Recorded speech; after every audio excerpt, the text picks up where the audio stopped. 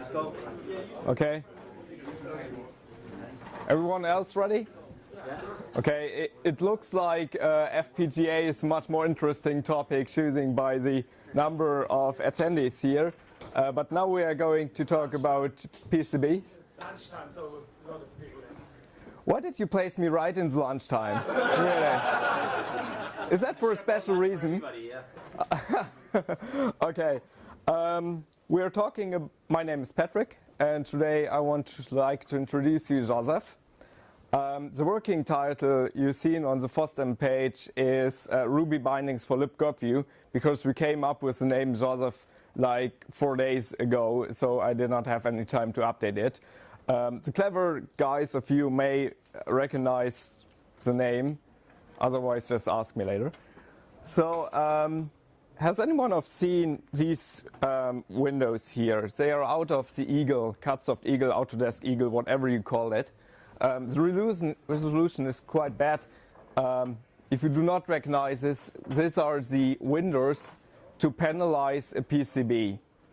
You couldn't do the same, panelizing PCBs, if you want to order them at a PCB fab and you only have a tiny one, you add some more to get a cheaper price. You can do this in KiCad 2 using the Python scripting functionality.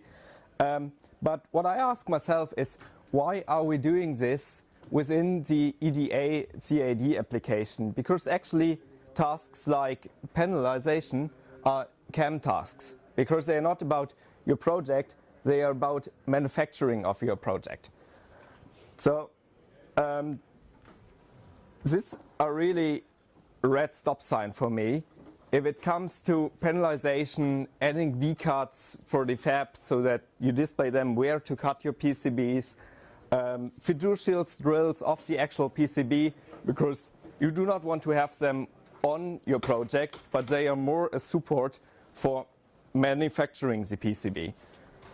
So what I ask myself is, why are we using EDA applications like KiCad, Eagle, whatever, for these tasks? I think the reason for this is that right now we have no open source CAM tools at all. If you have a tool, please shout out. Yeah, GerbV. But have you tried to draw a frame around your PCB with GerbV? No, okay. That's the point. In the design then. Yeah, GerbV is totally fine for viewing PCBs. I know a lot of PCB fabs which use GerbV because it has excellent Gerber support for visual proof of the PCBs. But what I discovered is that actually Libgerbv, the library behind GerbV, is actually able to not only display Gerber files, but also to edit and save them. But none of this functionality is represented in the UI application. Everything is in the back, in the lib library. So the homepage says GerbV is split into a core functionality library and a GUI portion. Developers wishing to incorporate Gerber parsing, editing, exporting, rendering into other programs are welcome to use Libgerbv. So I thought, oh wow, this is handy. Why is no one using this? If you look up Libgerbv on Google, you get the documentation, and that's it. No one's really using this library. So I thought, okay, there must be a reason for it. So I did some experiments with this library using C, and it was really a struggle to use it. And usually this should be suitable for electrical engineers, where the profession is not only software development, but also hardware development. And they are not able to use Libgerbv, the C bindings, because it's really, really complicated. So we found a solution for this, and the solution is Ruby bindings for Libgerbv. I have two examples for you. The first example is adding fiducials for PCB assembly to the PCB, and the second one is panelization of a PCB. The resolution of the beamer is quite low. I hope this will fit. We start off with this example. So I'm not able to mirror the screen, so I have to look at it on my own. What we do is we create a new Joseph project. This is the same as what you get when you open Libgerbv. You have an empty project where you can add single Gerber files. So we start off with an empty project, and then I add some Gerber files to it. That's the same as you drag and drop or plus in Libgerbv, add more Gerber files, because Libgerbv does not know about what kind of Gerber file this is right now.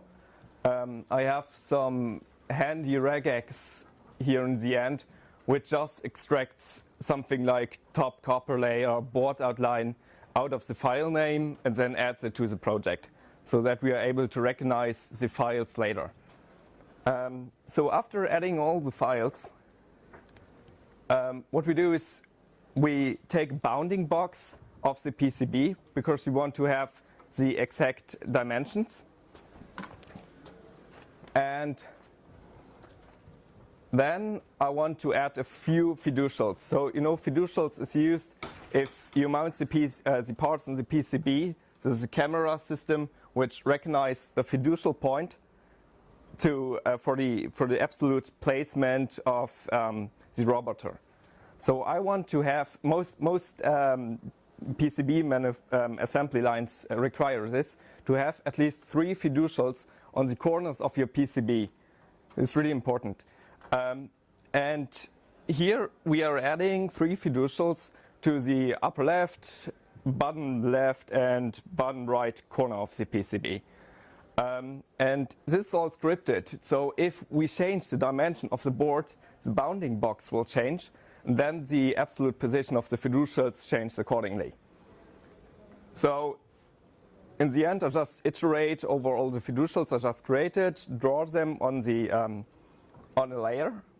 That's done using the raw Libgerbv call. So the bridge class is used to take the bridge over to a Libgerbv.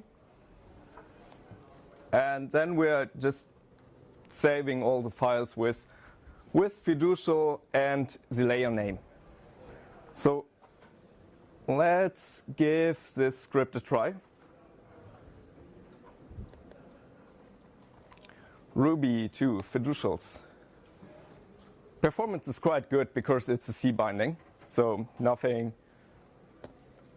actually working. So now we take our beloved application Libgerbv to check the result. I'll take the solder mask, top layer, and board outline, and will invert the color of the top solder mask. And what we just did using this script is to add these 3 fiducials over here. And this is all done by a script. So this is really fast. It's so you can run it over and over again. And the next script will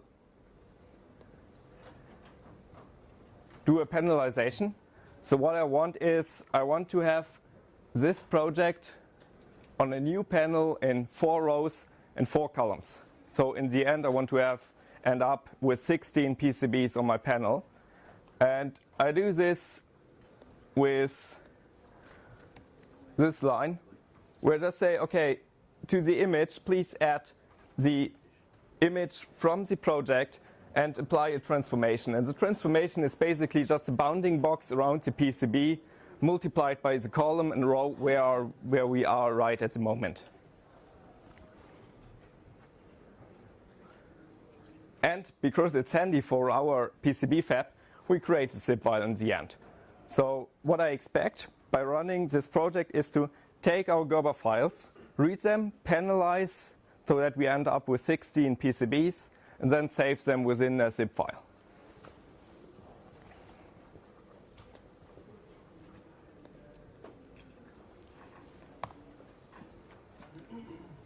That's it. We check the result.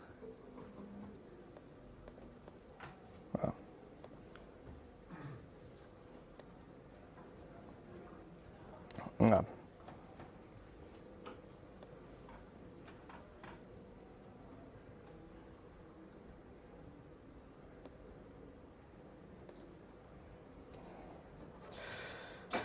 So I'm going to open the top layer in the board outline because it's sufficient to see the result. Here we go.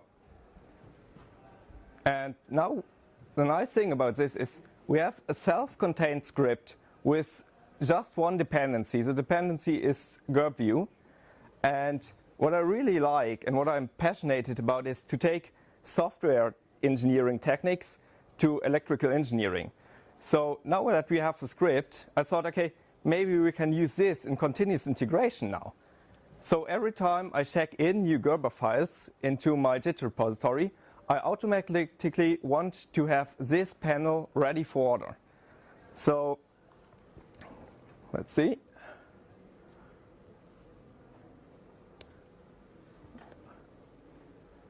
So some of you may know, I think all of you know GitLab.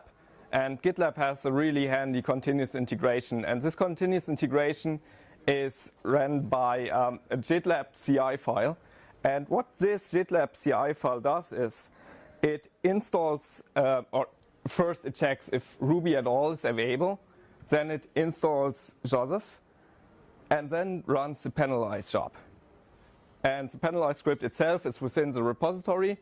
And in the end, we create an artifact that's the result of the continuous integration job. And the artifact is named by this name.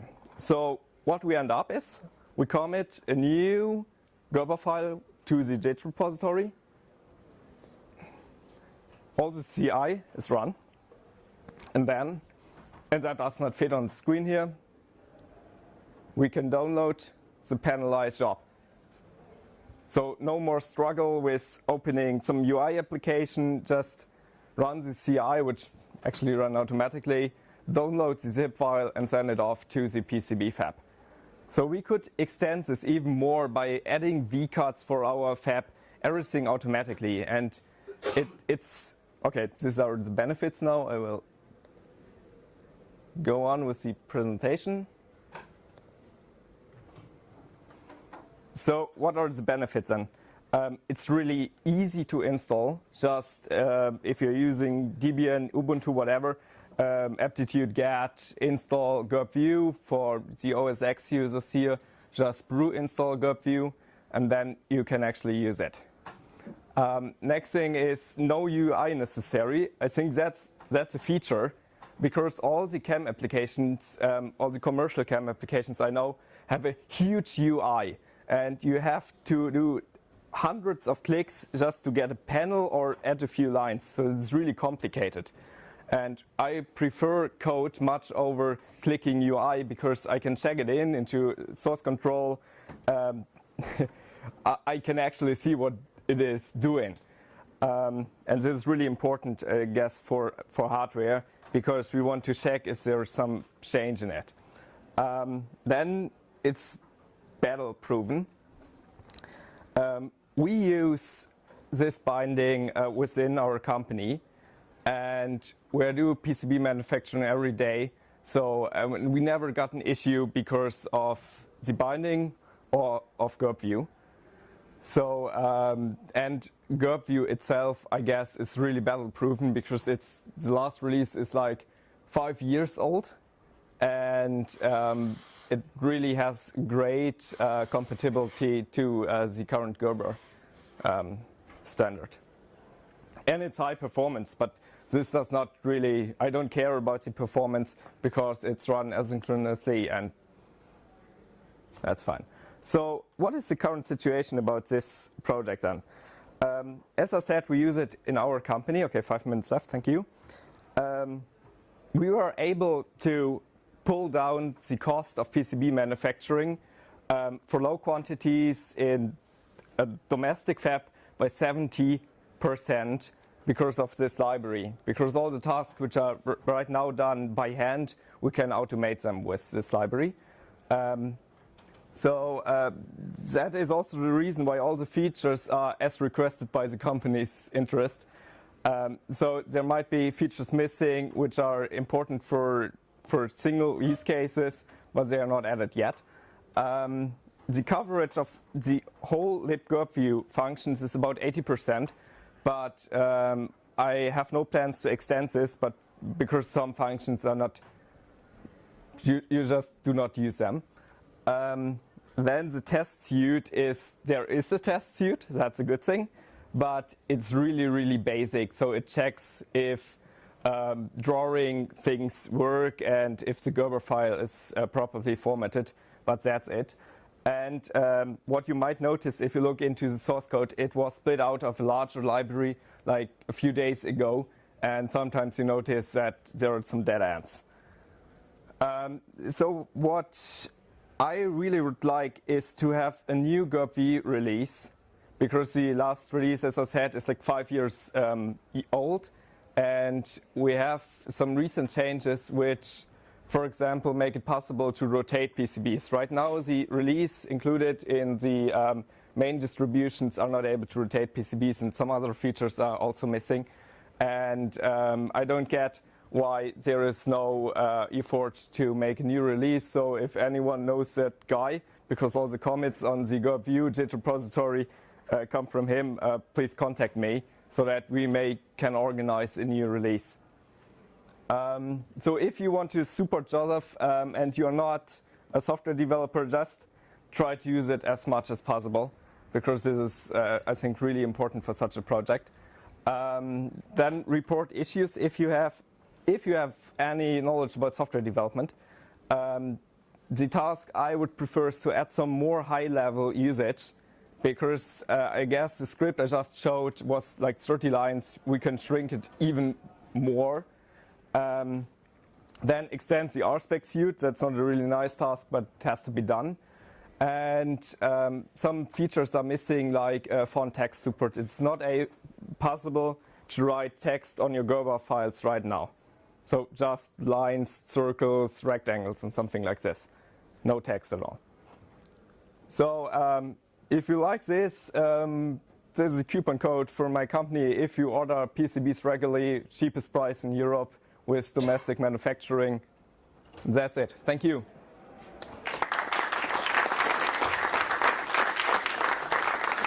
Questions? Have Yeah. you heard of Gerb merge? I heard of Gerb merge. I used it like half a year ago. So the question was if we have heard about Gerb merge. What I do not like about Gerb merge is that it implements all of the Gerber stuff on its own, and it's not really complete. So there are situations where it does not work. And from an open source perspective, I think it's much better to work on one project to support Gerber than on different projects. Next one. With my Sergi, Andrew, it was 19 hours ago.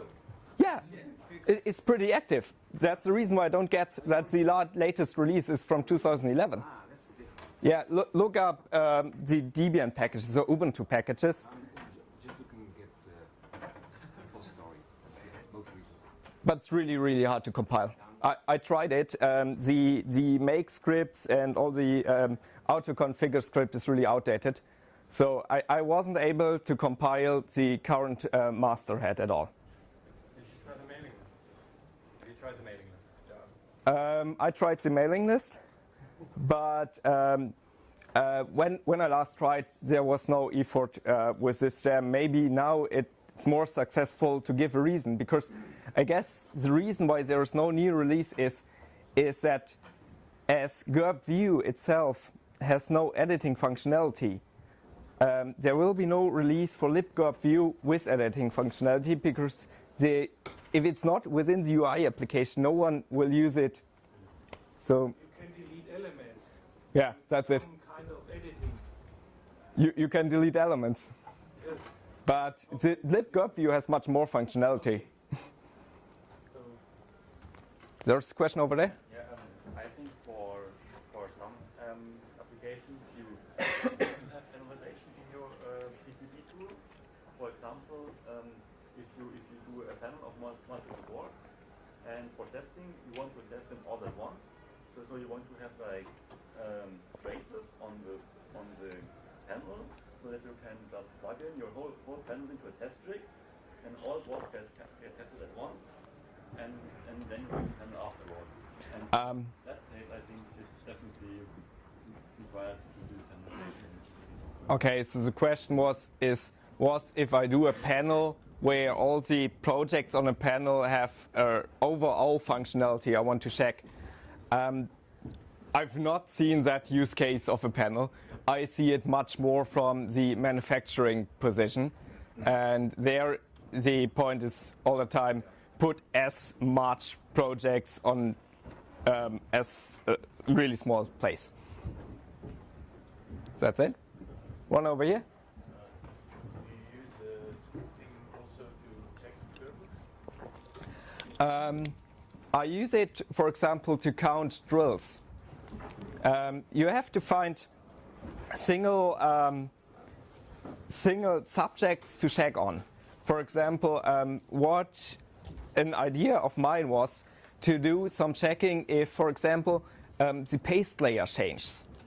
You could create a hex digit out of the paste layer and then check if it changed so that you know if you have to do a new stencil or not.